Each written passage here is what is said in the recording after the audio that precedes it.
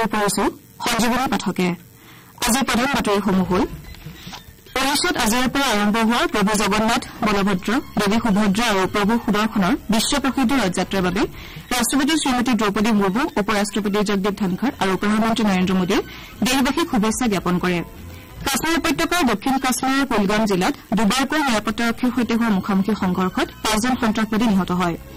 প্ৰধানমন্ত্ৰী নৰেন্দ্ৰ মোদীয়ে কাইলৈৰ পৰা তিনিদিনীয়া চৰকাৰী কাৰ্যসূচীৰে ৰাছিয়া আৰু অষ্ট্ৰিয়া ভ্ৰমণ কৰিব অসমৰ সাম্প্ৰতিক বানত বিগত 24 ঘণ্টাত 6জন লোকে প্ৰাণ হেৰুওৱাৰ লগতে বানত মৃত্যু হোৱা লোকৰ সংখ্যা 58লৈ বৃদ্ধি পাইছে আৰু ভাৰত আৰু জিম্বাবৱেৰ মাজৰ চলিত 5খনীয়া টি20 শৃংখলাৰ দ্বিতীয়খন খেল আজি বিয়লি 4 বজাত জিম্বাবৱেৰ হাৰেত অনুষ্ঠিত হ'ব এতিয়া শুনক বিতং বাতৰি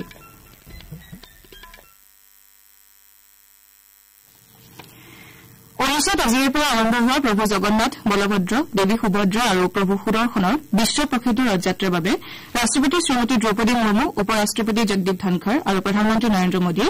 দেশবাসীক শুভেচ্ছা জ্ঞাপন কৰে এই পবিত্ৰ ৰথযাত্ৰা প্ৰত্যক্ষ কৰিবলৈ ৰাষ্ট্ৰপতিগৰাকী কালি গৃহ ৰাজ্য ওড়িশাৰ ভুৱনেশ্বৰত উপস্থিত হয় বিশ্বৰ বিভিন্ন প্ৰান্তৰ পৰা অহা ভক্তসকলে আজি সন্ধিয়া 5 বজাত ৰথ টনা আৰু ভগৱান জগন্নাথৰ দৰ্শনৰ বাবে পবিত্ৰ তীৰ্থনগৰী পুৰীত একত্ৰ হৈছে শ্ৰী জগন্নাথ মন্দিৰৰ সিংহদ্বাৰৰ সন্মুখত ৰথসমূহ স্থাপন কৰি শ্ৰী গুণ্ডিচা মন্দিৰলৈ নিবলৈ সাজু কৰা হৈছে উল্লেখযোগ্য যে ৰথসমূহ এই মন্দিৰত এসপ্তাহলৈ থাকিব ওড়িশা ৰাজ্য চৰকাৰে ৰাষ্ট্ৰপতি শ্ৰীমতী দ্ৰৌপদী মুৰ্মুৰ সুৰক্ষা আৰু ৰথযাত্ৰা সুচাৰুৰূপে পৰিচালনা কৰিবলৈ সম্পূৰ্ণ ব্যৱস্থা গ্ৰহণ কৰিছে উৎসৱস্থলীত প্ৰায় 10 পৰা 15 লাখ ভক্তৰ সমাগম হোৱাৰ সম্ভাৱনা আছে মহোৎসৱৰ সময়ত আইন শৃংখলা চোৱাচিতা আৰু জনসমাগম পৰিচালনাৰ বাবে 180 গৰাকী নিৰাপত্তাৰক্ষী নিয়োগ কৰা হৈছে কৃত্ৰিম বুদ্ধিমত্তা ভিত্তিক চিচিটিভি কেমেৰাও স্থাপন কৰা হৈছে ৰাষ্ট্ৰপতিগৰাকীৰ বাবে বাফাৰজনৰ পৰিকল্পনা কৰা হৈছে আনহাতে ওড়িশাৰ ৰাজ্যপাল ৰঘুবৰ দাস মুখ্যমন্ত্ৰী মোহন চৰণ মাঝি আৰু আন কেইবাজনো কেন্দ্ৰীয় মন্ত্ৰী আৰু অন্যান্য গণ্যমান্য ব্যক্তিৰ বাবে বিশেষ সুৰক্ষাৰ ব্যৱস্থা লোৱা হৈছে ৰথযাত্ৰাৰ বাবে ওড়িশাৰ চৰকাৰে দুদিনীয়া চৰকাৰী বন্ধৰ ঘোষণা কৰিছে কাশ্মীৰ উপত্যকাৰ দক্ষিণ কাশ্মীৰৰ কুলগাম জিলাত দুবাৰকৈ নিৰাপত্তাৰক্ষীৰ সৈতে হোৱা মুখামুখি সংঘৰ্ষত 5জন সন্ত্ৰাসবাদী নিহত হয় কালি নিৰাপত্তাৰক্ষীৰ দলে সন্ত্ৰাসবাদী কেইজন এই অঞ্চলত আত্মগোপন কৰি থকাৰ খবৰ পোৱাৰ পাছত জিলাখনৰ ফিচিল চিনিগাম আৰু মটেৰগাম অঞ্চলত এই মুখামুখি সংঘৰ্ষ সংঘটিত হৈছিল কাশ্মীৰ মণ্ডলৰ আৰক্ষী মহাপৰিদৰ্শক ভি কে বিৰ্ডিয়ে আকাশবাণী বাতৰি বিভাগক নিশ্চিত কৰা অনুসৰি ফিচিল চিনিগ্ৰামত 4জন সন্ত্ৰাসবাদীক হত্যা কৰাৰ বিপৰীতে মটেৰগামত এজন সন্ত্ৰাসবাদীক নিৰাপত্তা বাহিনীয়ে গুলীয়াই হত্যা কৰে কৰ্তব্যৰত অৱস্থাত গুৰুতৰভাৱে আহত 2জন নিৰাপত্তাৰক্ষী জোৱানেও সংঘৰ্ষৰ সময়ত প্ৰাণ হেৰুৱায় ইফালে মটেৰগাম আৰু ফিচিল চিনিগাম দুয়োটা অঞ্চলতে আজি দ্বিতীয় দিনৰ বাবে অঞ্চলসমূহত লুকাই থকা সন্ত্ৰাসবাদীক নিৰ্মূল কৰাৰ বাবে অভিযান অব্যাহত ৰাখিছে প্ৰধানমন্ত্ৰী নৰেন্দ্ৰ মোদীয়ে কাইলৈৰ পৰা তিনিদিনীয়া চৰকাৰী কাৰ্যসূচীৰে ৰাছিয়া আৰু অষ্ট্ৰিয়া ভ্ৰমণ কৰিব এই ভ্ৰমণৰ প্ৰথম পৰ্যায়ত শ্ৰী মোদীয়ে ৰাছিয়াৰ ৰাষ্ট্ৰপতি ভ্লাডিমিৰ পুটিনৰ আমন্ত্ৰণ মৰ্মে 22 সংখ্যক ভাৰত ৰাছিয়া বাৰ্ষিক সন্মিলনত অংশগ্ৰহণ কৰাৰ উদ্দেশ্যে মস্কোলৈ যাব নেতা দুগৰাকীয়ে দুয়োখন দেশৰ মাজৰ বহুপাক্ষিক সম্পৰ্কৰ সকলো দিশৰ পৰ্যালোচনা কৰাৰ লগতে পাৰস্পৰিক স্বাৰ্থজড়িত সাম্প্ৰতিক আঞ্চলিক আৰু গোলকীয় বিষয়সমূহ লৈ মত বিনিময় কৰিব এই 22 সংখ্যক ভাৰত ৰাছিয়াৰ বাৰ্ষিক সন্মিলনত প্ৰতিৰক্ষা বাণিজ্য বিনিয়োগ চুক্তি শক্তি সহযোগিতা বিজ্ঞান আৰু প্ৰযুক্তি শিক্ষা তথা সংস্কৃতি আদি বিষয়সমূহ সন্দৰ্ভত আলোচনা কৰা হ'ব ৰাছিয়া ভ্ৰমণ কৰি প্ৰধানমন্ত্ৰী শ্ৰী মোদী মঙলবাৰে অষ্ট্ৰিয়াত উপস্থিত হ'ব এয়া হ'ব বিগত 41 বছৰত কোনো এগৰাকী ভাৰতীয় প্ৰধানমন্ত্ৰীৰ প্ৰথম অষ্ট্ৰিয়া ভ্ৰমণ অষ্ট্ৰিয়া চেঞ্চেলৰ কাৰি নেহানমেৰে কয় যে অহা সপ্তাহত ভিয়েনাত প্ৰধানমন্ত্ৰী নৰেন্দ্ৰ মোদীক আদৰিবলৈ তেওঁ আগ্ৰহী সামাজিক মাধ্যমৰ এটা পোষ্টত তেওঁ শ্ৰী মোদীৰ এই ভ্ৰমণক বিশেষ সন্মান বুলি অভিহিত কৰি কয় যে 40 বছৰত ভাৰতৰ প্ৰধানমন্ত্ৰী এয়াই প্ৰথমটো ভ্ৰমণ তেওঁ লগতে কয় যে দুয়োখন ৰাষ্ট্ৰৰ কূটনৈতিক সম্পৰ্কৰ 75 বছৰ উদযাপনৰ ক্ষেত্ৰত ই এক মাইলৰ খুঁটি অষ্ট্ৰিয়াৰ চেঞ্চেলৰে কয় যে তেওঁলোকে আমাৰ দ্বিপাক্ষিক সম্পৰ্ক আৰু অধিক গভীৰ কৰাৰ ভূ-ৰাজনৈতিক প্ৰত্যাহ্বানৰ ঘনিষ্ঠ সহযোগিতাৰ বিষয়ে আলোচনা কৰাৰ সুযোগ পাব প্ৰধানমন্ত্ৰী নৰেন্দ্ৰ মোদীয়ে কয় যে দুই জাতিৰ মাজত বন্ধন সুদৃঢ় কৰাৰ লগতে সহযোগিতাৰ নতুন পথ অন্বেষণৰ আলোচনাৰ বাবে তেওঁ আগ্ৰহী শ্ৰোতাসকলে বাতৰি শুনিছে আকাশবাণীৰ পৰা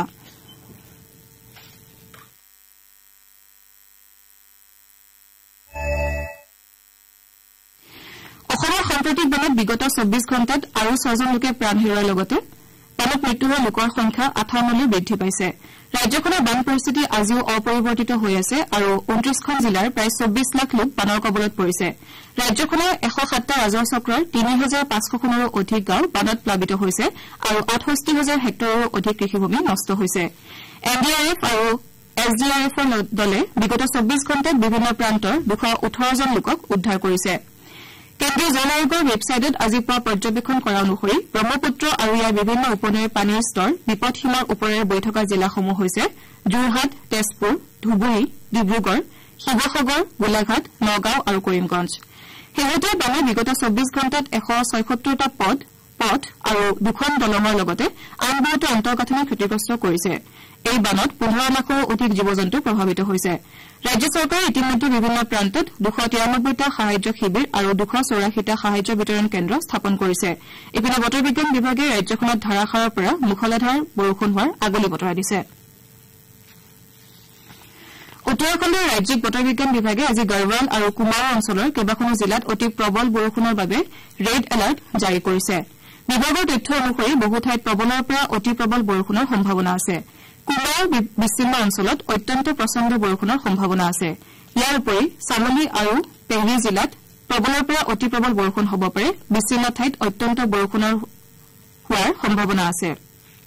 পুৱাৰে সন্ধিয়া গড়ৱাল সম্মণ্ডল আয়ুক্ত বিনয় শংকৰ পাণ্ডে এই সন্দৰ্ভত এটা নিৰ্দেশনা জাৰি কৰি মন্দিৰ অভিমুখী তীৰ্থযাত্ৰীসকলক আগবাঢ়ি যোৱাৰ পৰা বিৰত থাকিবলৈ আৰু বৰষুণ আৰু ভূমিস্খলনৰ পৰিপ্ৰেক্ষিতত ঋষিকেশৰ সিপাৰে যাত্ৰা নকৰিবলৈ তীৰ্থযাত্ৰীসকলক আহ্বান জনাইছে বতৰ ফৰকাল হলেই তীৰ্থযাত্ৰীসকলক যাত্ৰা পুনৰ আৰম্ভ কৰিবলৈ পৰামৰ্শ দিয়া হৈছে ইফালে বতৰ বিজ্ঞান বিভাগে ৰাজ্যখনৰ বহু ঠাইত প্ৰবলৰ পৰা অতি প্ৰবল বৰষুণৰ পূৰ্বাভাস দিয়াৰ পিছতেই সংশ্লিষ্ট জিলাসমূহৰ সকলো জিলা দণ্ডাধীশক সতৰ্ক হ'বলৈ মুখ্যমন্ত্ৰী পুষ্কৰ সিং ধামীয়ে নিৰ্দেশ দিছে অহা 22 জুলাইৰ পৰা সংসদৰ বাজেট অধিৱেশন অনুষ্ঠিত হ'ব সংসদীয় পৰিক্ৰমা মন্ত্ৰী কিৰণ ৰিজিজুৱে সামাজিক মাধ্যমৰ এটা পোষ্টত কয় যে এই অধিৱেশন 12 আগষ্টলৈকে থাকিব তেওঁ লগতে কয় যে 23 জুলাইত লোকসভাত 2024-2025 বৰ্ষৰ কেন্দ্ৰীয় বাজেট উত্থাপন কৰা হ'ব এয়া হ'ব প্ৰধানমন্ত্ৰী নৰেন্দ্ৰ মোদীৰ তৃতীয়টো কাৰ্যকালত উত্থাপন কৰিবলগীয়া প্ৰথমখন বাজেট আজি নতুন দিল্লীৰ জৱাহৰলাল নেহৰু ষ্টেডিয়ামত বিজেপিৰ বৰ্ধিত কাৰ্যনিৰ্বাহক সভা অনুষ্ঠিত হয় সভাখনৰ উদ্বোধনী অধিৱেশনত দিয়া ভাষণত দিল্লী বিজেপিৰ মুৰব্বী বীৰেন্দ্ৰ সচদেৱাই কয় যে ভাৰতৰ ৰাজধানীত লোকসভাৰ 7খন আসন লাভ কৰাৰ বাবে বিজেপি দলক ৰাইজে যি আশীৰ্বাদ দিছে সেয়া অৰবিন্দ কেজৰিৱালৰ নেতৃত্বাধীন চৰকাৰৰ দুৰ্নীতিৰ প্ৰতি সঁহাৰি